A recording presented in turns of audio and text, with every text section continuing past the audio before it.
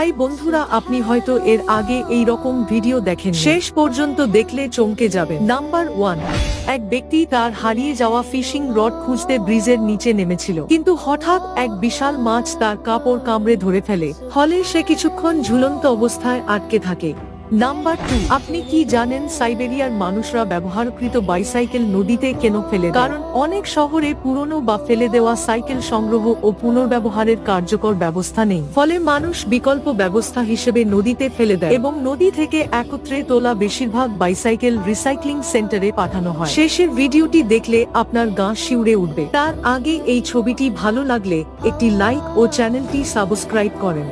Number 3, এই লোকটি office করে যখন বাসায় ফিরে, যখন দরজার লক খুলে তখন তার বাসায় অদ্ভুত এক প্রাণী দেখতে পায় এবং তার দিকে তাকিয়ে থাকে। তখন লোকটি ভয়ে সেখান থেকে পালিয়ে যায়। এইটা কি ধরনের প্রাণী হতে পারে কমেন্ট করতে ভুলবেন না।